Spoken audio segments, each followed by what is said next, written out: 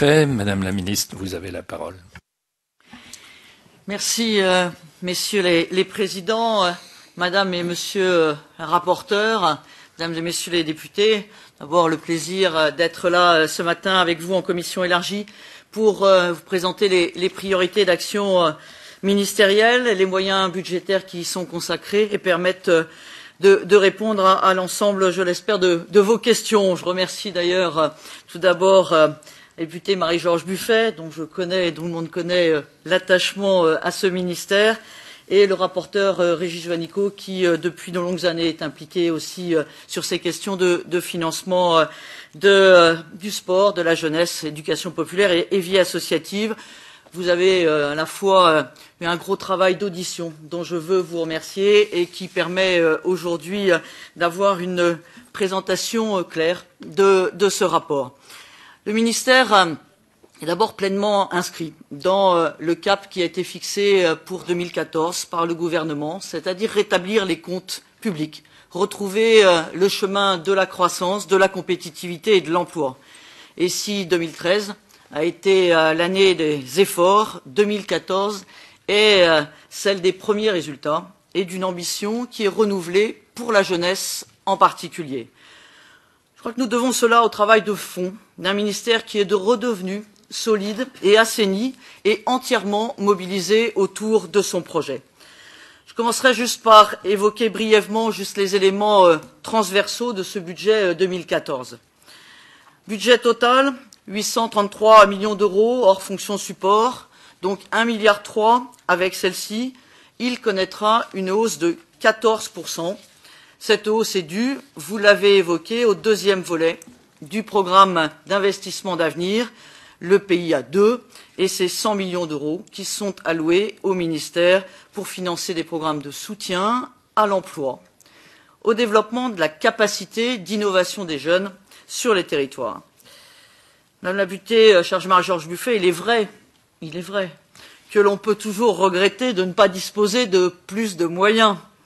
Mais dans une période de redressement, pas oublier, je veux dire, les 600 milliards d'euros d'accroissement de la dette de notre pays sur le dernier quinquennat, qui a conduit cette année, dans le projet de loi de finances 2014, à réduire de 15 milliards d'euros les dépenses publiques, dont 9 milliards pour les dépenses de l'État, il me semble que le traitement qui est réservé à ce ministère témoigne de son ambition et de sa solidité retrouvée. Quelques chiffres. À périmètre constant, donc hors programme d'investissement d'avenir, les crédits ministériels sont donc stabilisés, moins 0,2%. Le programme sport ne connaît pas de baisse et le programme jeunesse, hors PIA, est globalement stabilisé à moins 0,3%. Enfin, il me semble que même s'il s'agit d'une dotation exceptionnelle, qui a vocation, vous l'avez dit, monsieur le rapporteur, madame la rapporteure, les 100 millions d'euros, c'est une consommation qui se fera sur plusieurs exercices. Il n'empêche que cette enveloppe constitue un fait marquant. Je vais y revenir. Je crois que c'est la première fois qu'une telle initiative est prise pour ce secteur. La priorité jeunesse, c'est en effet l'affaire de l'ensemble du gouvernement et l'ensemble des dépenses qui seront consacrées, qui sont répertoriées dans le document de politique transversale en 2014 pour la jeunesse, se montent à 81 milliards d'euros, soit 1% de plus qu'en 2013, et en 2013, c'était 7% de plus qu'en 2012. Pour autant, je souhaite que le ministère prenne toute sa part à la stratégie gouvernementale de réforme structurelle pour des économies durables dans les dépenses publiques. Je crois que nous le devons tous aux Français. 7 millions seront ainsi économisés en éliminant des doublons et des dispositifs redondants, et nous nous engageons donc pleinement dans le processus de modernisation de l'action publique pour optimiser les structures. C'est par exemple le cas d'un programme d'accompagnement sport en termes d'emploi qui aujourd'hui, du fait de l'existence des emplois d'avenir, des garanties jeunes, n'avait plus lieu d'être, était totalement un doublon. Par exemple, je prends, cet exemple qui correspond, il me semble, à un peu plus de 2 millions d'euros. Nous continuerons donc à mettre en œuvre la politique volontariste du gouvernement en faveur de l'emploi. Et je voudrais juste donner un chiffre sur ce secteur. Sur les 60 000 emplois d'avenir qui ont été concrétisés au 1er octobre 2013, nous sommes aujourd'hui d'ailleurs à 70 000, plus de 10 000 le sont dans les métiers jeunesse et sport. Ici même, l'année dernière, Monsieur le Président, j'avais pris l'engagement que mon secteur recrute 10% des objectifs de 150 000 emplois d'avenir. Aujourd'hui, les 2/3 déjà de l'objectif sont remplis en moins d'un an et nous les dépasserons sans doute avec une véritable mobilisation, Madame la députée Marie-Georges Buffet, de nos savoir-faire métiers pour accompagner l'ensemble des jeunes qui s'inscrivent dans un parcours de formation qui va du BAFA à un Bac+5. Et donc, si nous sommes au rendez-vous, c'est aussi parce que, nos services peuvent construire, avec les missions locales, avec les partenaires du territoire, de véritables parcours d'insertion et sont au rendez-vous de cet enjeu de l'emploi avec nous. La réforme des rythmes scolaires nous permettra également de nous mobiliser en accompagnement des collectivités autour des emplois d'animation qui seront ainsi créés dans ce secteur. Et avec Michel Sapin, nous saisirons cette opportunité en mobilisant davantage des dispositifs de financement de la formation professionnelle pour notre secteur. Nos propres dotations bénéficient directement à l'emploi associatif, cela a été rappelé, ou sportif. Elles sont à minima toutes préservées des économies. Tous les moyens qui sont consacrés à l'emploi sont préservés des économies. Je souhaite qu'elles augmentent et notamment dans le cadre de la réforme du CNDS qui se prépare. C'est un élément d'axe que j'ai demandé à l'ensemble des acteurs de travailler. Je souhaiterais à présent rentrer plus en détail sur les moyens et les priorités pour jeunesse et vie associative. Donc, au sein du ministère que j'ai en charge, les crédits en faveur de la jeunesse, de la vie associative et de l'éducation populaire s'établiront donc en 2014 à 449 millions d'euros, une hausse de 28% par rapport à 2013, compte tenu de ce programme d'investissement d'avenir. Pour déployer son action, j'ai souhaité que ce ministère retrouve la vocation interministérielle qu'il avait perdue depuis Marie-Georges Buffet. L'organisation du premier comité interministériel en février 2013, présidé par le Premier ministre, a permis de mobiliser l'État au travers de 24 ministères, cette priorité jeunesse. Madame la députée, vous m'interrogez sur le bilan de la mobilisation des 47 mesures arrêtées lors du CIJ. Depuis un an, je crois que nous avons considérablement avancé. 19 mesures sont aujourd'hui opérationnelles. Je pense notamment à celles qui concernent la santé des jeunes, la mobilité internationale, le service civique décrocheur, la réforme des bourses étudiantes, le logement des apprentis. 22 sont en phase de préparation, dont certaines d'expérimentées dans les régions, comme le service public d'information et de l'orientation, comme la garantie jeune qui vient de démarrer sur un certain nombre de territoires. Seules 6 mesures sont aujourd'hui en cours de définition sur les 47 parce qu'elles se rapportent à une problématique plus large et elles ont pour cela un calendrier qui est décalé. La mobilisation interministérielle, elle est en outre parfaitement relayée sur les territoires par les préfets de région. C'est la première fois que des comités d'animation régionaux ont été organisés par les régions dans 21 régions françaises pour pouvoir ainsi décliner sur chacun des territoires cette dimension interministérielle de la priorité jeunesse. Et le PIA permettra d'accompagner financièrement la mobilisation des collectivités autour de ces priorités. Sécurisons ainsi progressivement par l'ensemble des mesures en matière de priorité jeunesse qui étaient inscrites dans le CIJ, les éléments les plus fragiles du parcours d'autonomie des jeunes. Vous le savez, j'avais souhaité que nous nous inscrivions dans l'accompagnement d'un parcours d'autonomie et pas dans la mesure jeune. Oui, c'est à la fois les moyens de l'éducation, l'insertion professionnelle, l'orientation, le logement, la santé, l'engagement dans la vie citoyenne. Dans le périmètre ministériel, la mobilité est une priorité marquée du CIJ et qui est, pour une part, au sein des crédits qui me sont confiés.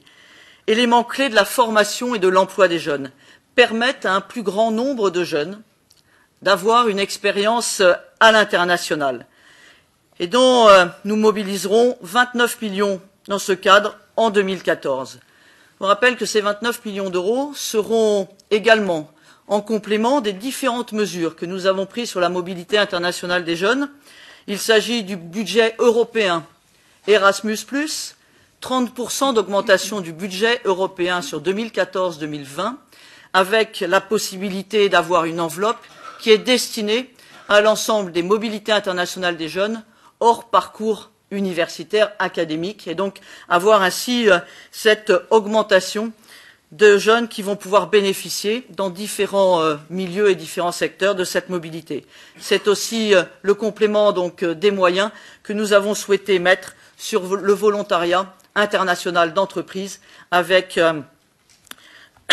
l'ensemble, je vais dire, des acteurs, ministre du Commerce extérieur particulièrement, sur lequel nous avons travaillé sur le volontariat international en entreprise. Ainsi, les crédits vont passer de 15 à 25 millions d'euros dans les 6 prochaines années sur cette enveloppe Erasmus Jeunesse. Deuxième priorité, c'est l'engagement des jeunes. Nous poursuivons en 2014 la montée en charge du service civique. Un objectif minimum de 31 000 volontaires accueillis en 2014. C'est un effort, vous l'avez dit, de 149 millions d'euros, presque les 2/3 du budget de mon ministère. Et pour parvenir à l'objectif de 100 000 volontaires à la fin du quinquennat, nous avons travaillé sur les coûts de gestion. Nous ne voulons pas toucher aux droits des jeunes volontaires.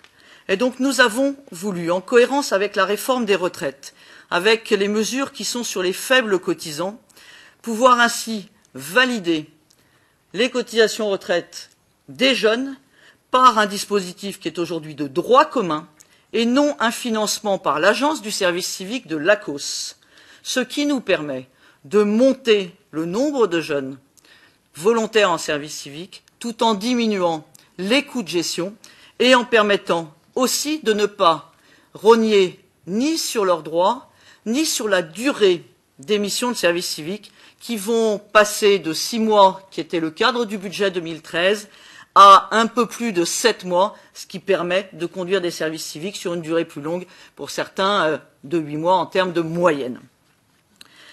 Donc cette montée en charge, elle ne se fera pas non plus comme précédemment, c'est-à-dire en 2013, mais malheureusement pas comme des années précédentes, au détriment des dispositifs dédiés au secteur associatif, qui reste, avec l'éducation populaire, ma troisième priorité. Le soutien direct à l'emploi associatif est donc pour la 2e année totalement préservé des économies.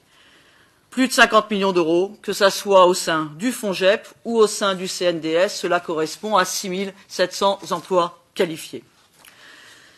Monsieur le rapporteur spécial de la Commission des finances, dossier que vous connaissez particulièrement bien, mais qui était essentiel aussi pour la vie associative et le soutien à la vie associative de notre pays, c'est construire une politique fiscale qui soit favorable à l'emploi associatif grâce à l'abattement de la taxe sur les salaires, donc qui passe de 6 000 à 9 000 euros, comme vous l'avez rappelé, et qui permet à 70% des associations de sortir de, je vais dire, cette taxe sur les salaires et de faire une économie qui est au-delà de celle qui est permise pour le crédit impôt compétitivité emploi pour les entreprises.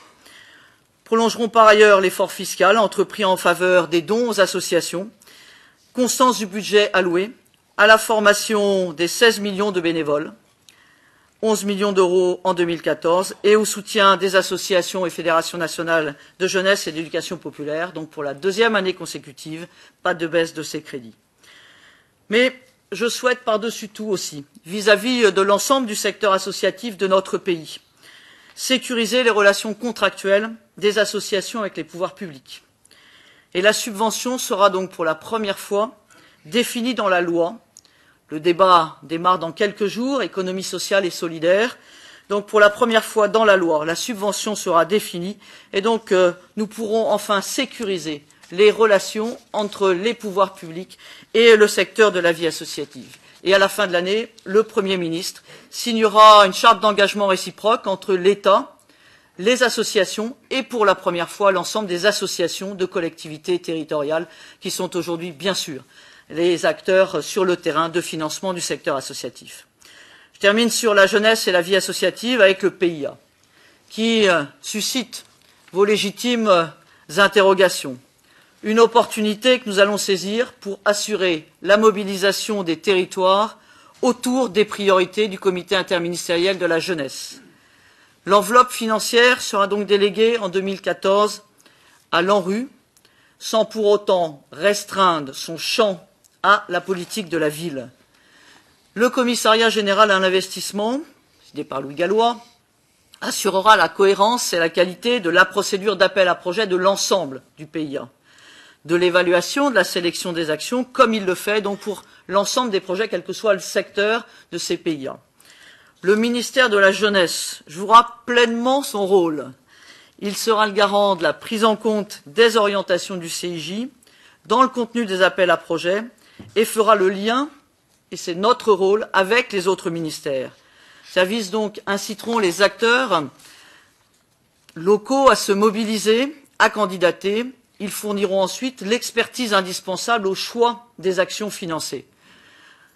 Premier appel à projet sera lancé en 2014 afin que nous puissions entrer rapidement dans une phase opérationnelle. Nous veillerons tout particulièrement à éviter les effets d'aubaine, financer des projets innovants à grande échelle et rendre compte chaque année au Parlement du déroulement des appels à projets et de consommation des crédits.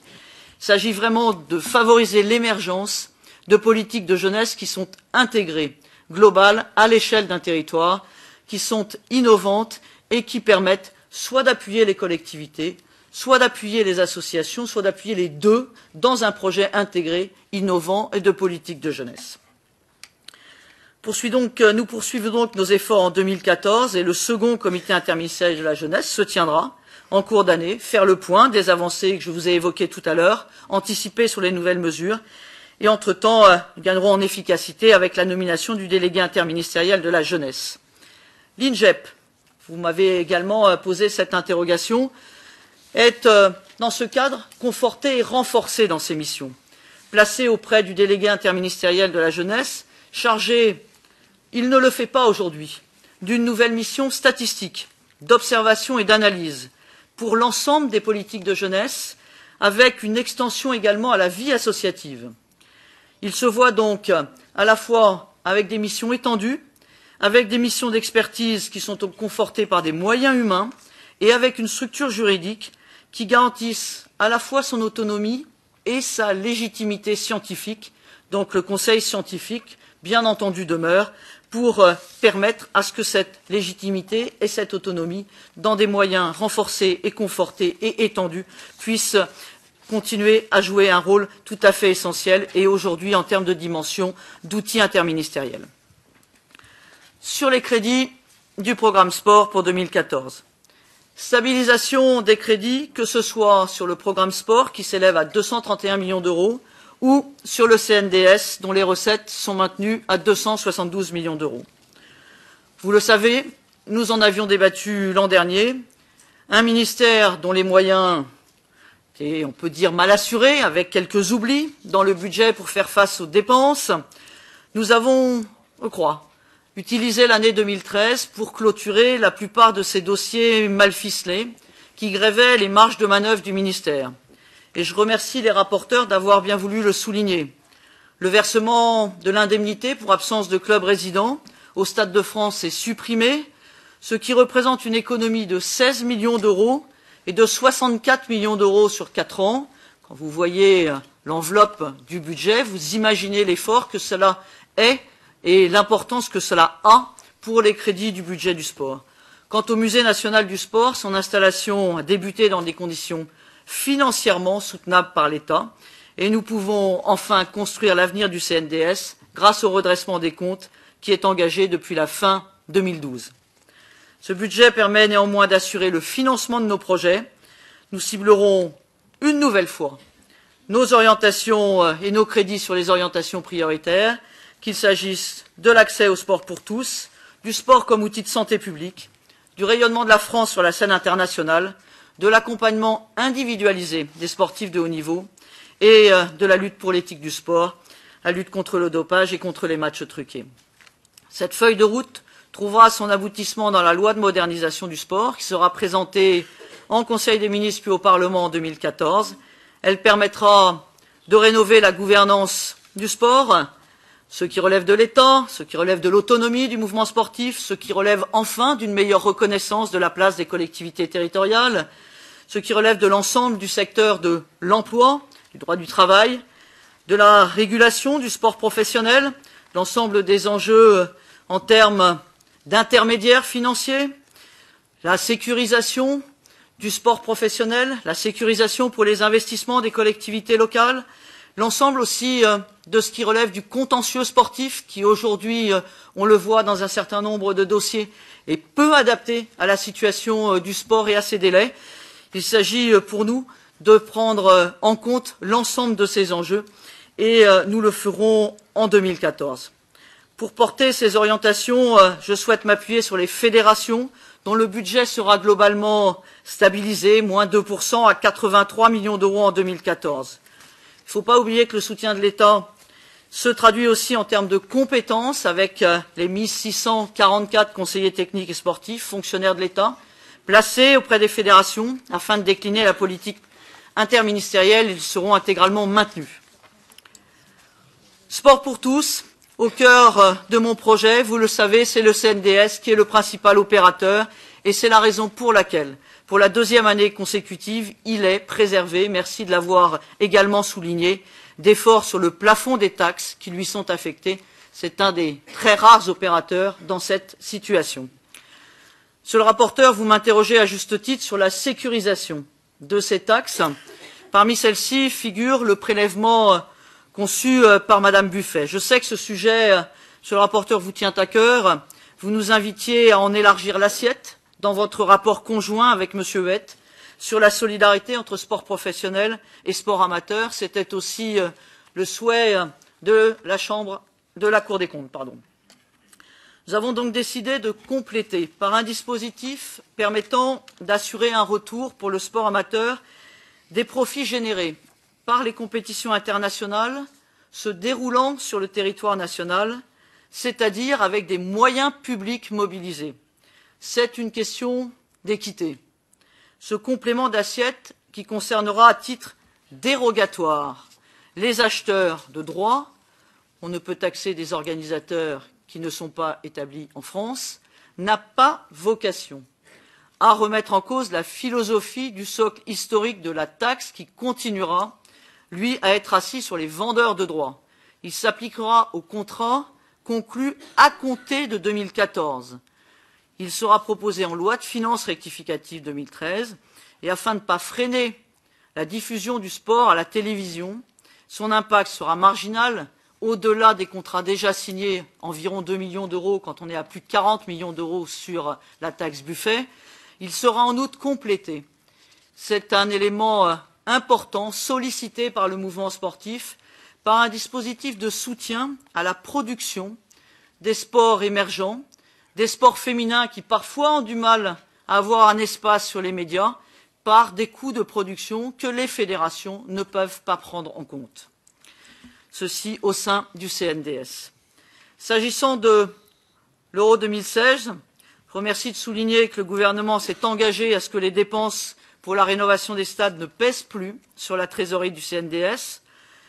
Premièrement, il faut stabiliser le montant final des dépenses. 120 millions d'euros de recettes étaient aujourd'hui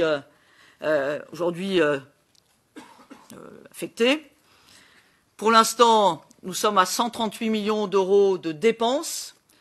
Ce montant final dépendra à la fois du retour de la Commission européenne sur la procédure de notification des aides de l'État pour les stades de l'Euro et l'aboutissement des deux derniers projets, celui de Lens et celui de Paris, qui n'ont pas fait l'objet pour l'instant d'une délibération.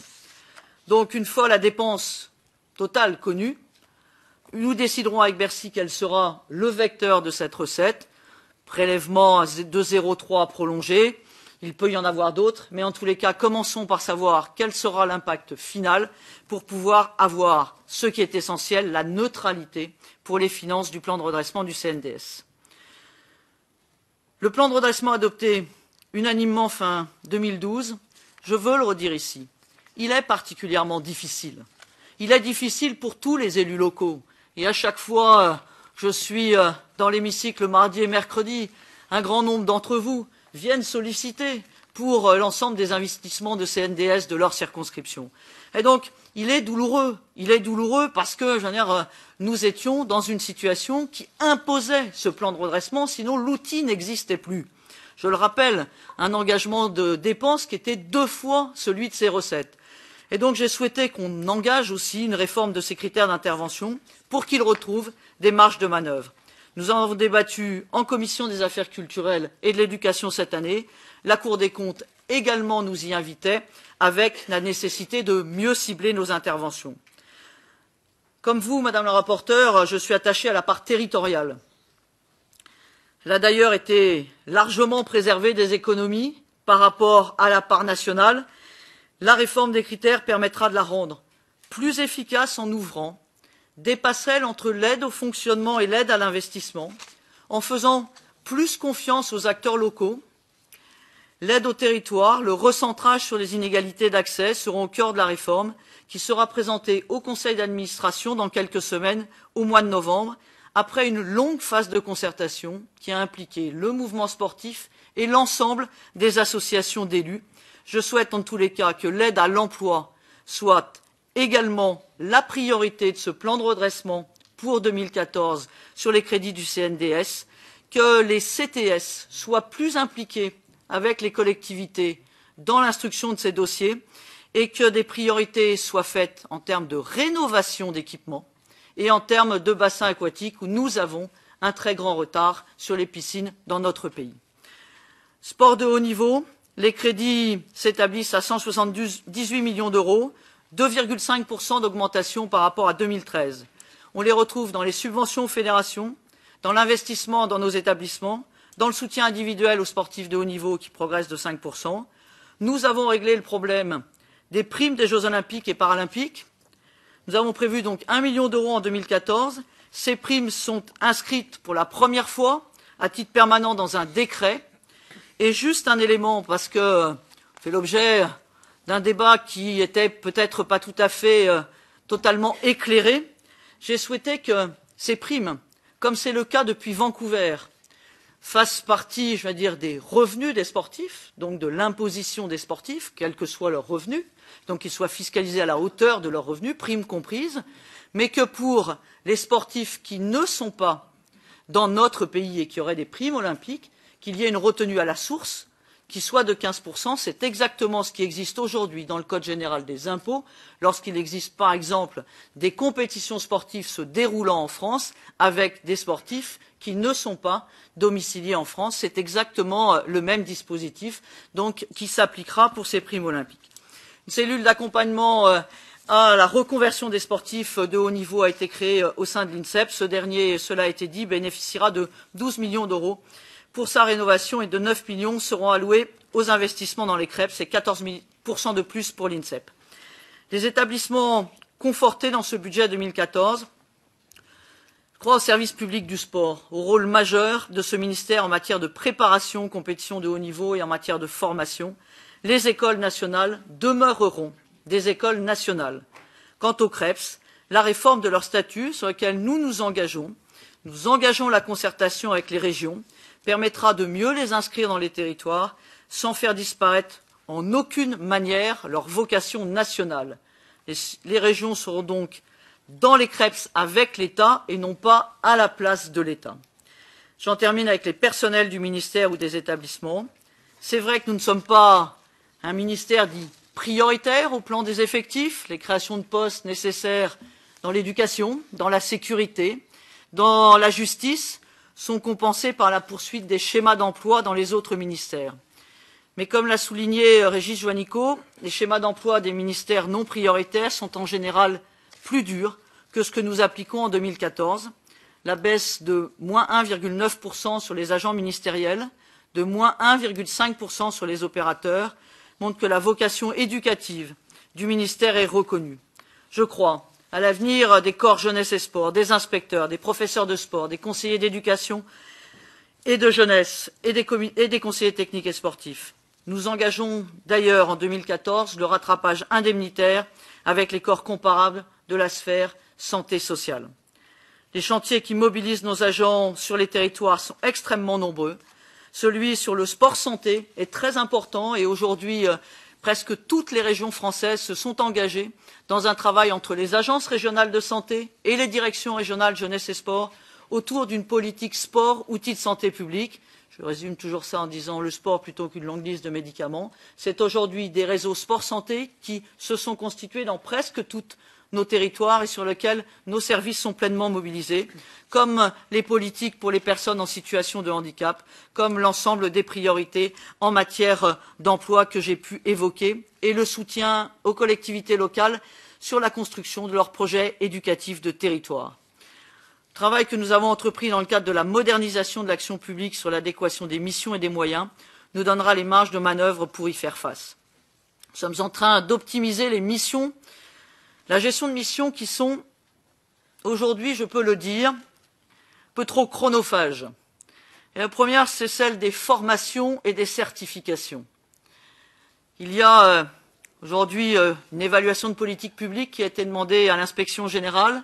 Il y a un système de formation et de certification qui, au fur et à mesure des années, a vu se développer des initiatives, soit par la branche professionnelle, soit par le ministère, soit par les fédérations sportives, soit par les universités. Et on a aujourd'hui un véritable manque de lisibilité de l'ensemble de ces politiques de formation et de certification. Il nous faut aussi regarder l'ensemble des coûts en termes d'emploi qui sont derrière tous ces dispositifs. Donc nous avons engagé cette réforme pour simplifier, pour faciliter la circulation des étudiants et des stagiaires et pour reconnaître le rôle des fédérations dans les certifications sportives.